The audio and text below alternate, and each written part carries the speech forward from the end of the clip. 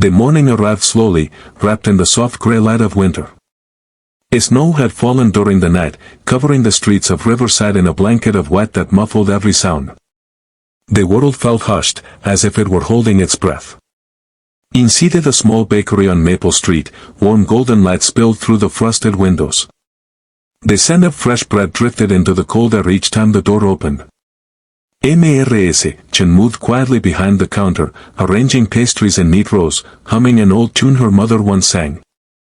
Outside, a small boy stood perfectly still. His name was Tommy, and he was 7 years old.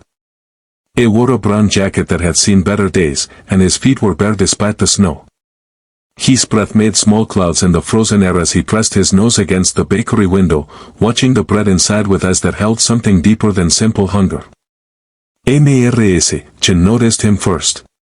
She had owned this bakery for 30 years, and she had learned to see what others missed. The way the boy's hands trembled. The way he swallowed. The way his gaze fixed on the day-old bread she had just marked down. She walked to the window and tapped gently on the glass. Tommy jumped, startled. He took a step back, ready to run. But Mrs. Chen smiled. She pointed to the door, motioning for him to come inside. Tommy hesitated. He looked down the empty street, then back at the warm glow of the bakery. Slowly, carefully, he pushed the door open. A small bell chimed above his head. "Good morning, sweetheart," Mrs. Chen said softly. "You're up early." Tommy nodded but said nothing. His eyes drifted back to the bread.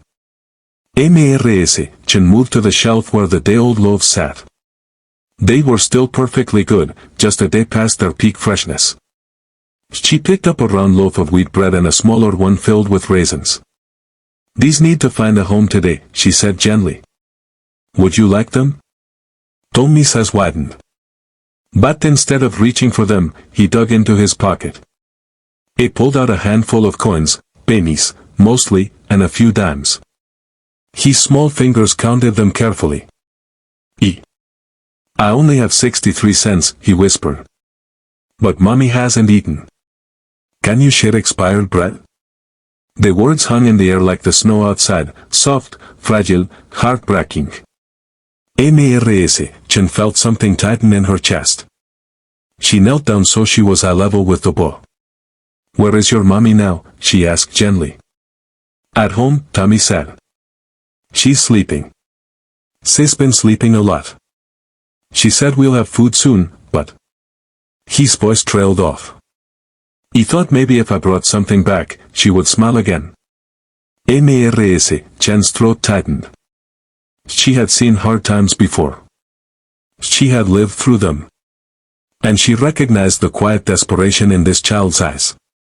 Before she could respond, the bell above the door chimed again. A man stepped inside, brushing snow from his dark coat. He was tall, dressed in an expensive suit beneath the winter layers. His expression was tired but kind, and he carried a small girl, no more than 3 years old, in his arms. She wore a velvet dress the color of wine and tiny shoes that sparkled even in the soft light.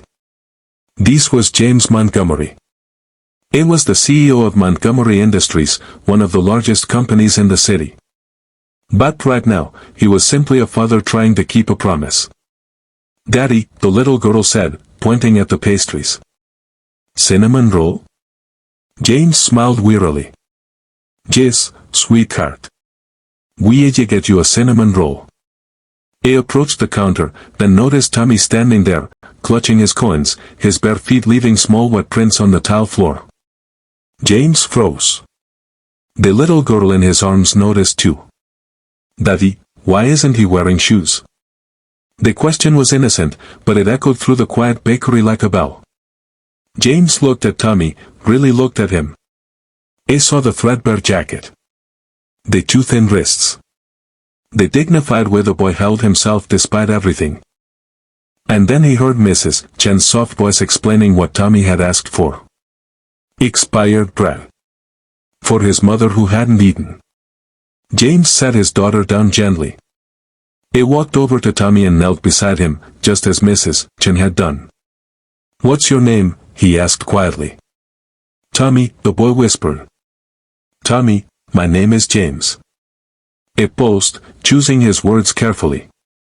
I lost someone very important to me 2 years ago, my wife, this little one's mother.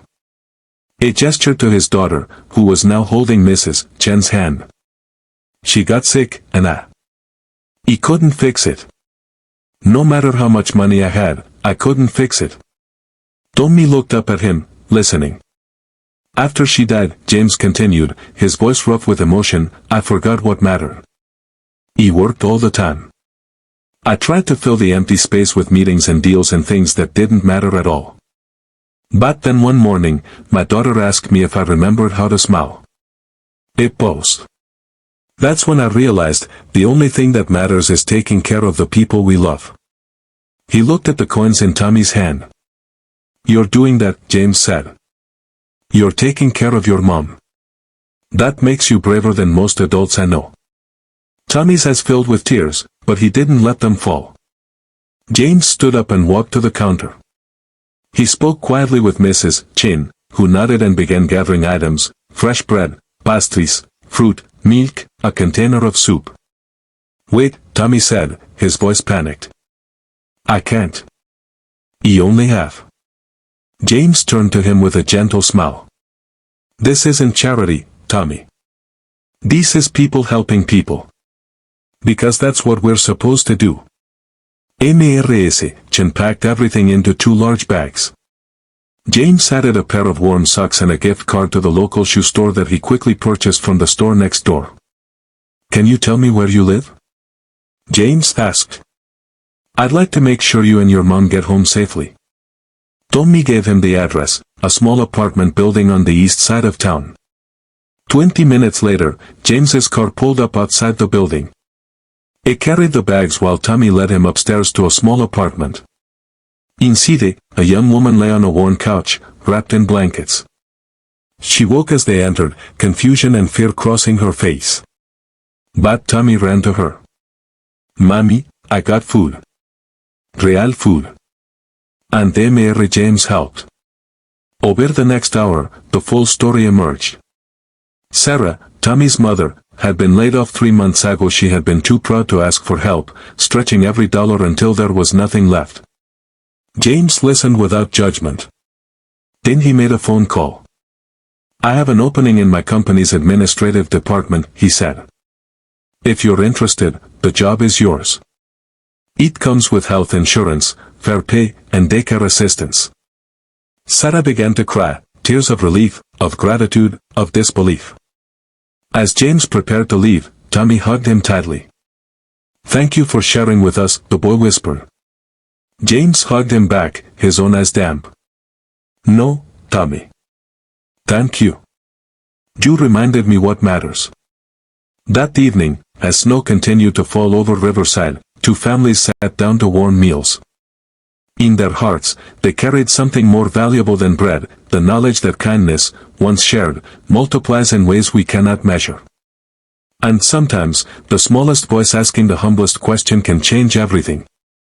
Sometimes, love comes wrapped in the simple question of a child who only wants to care for his mother. Sometimes, that's all it takes to remember we're all connected, one heart, one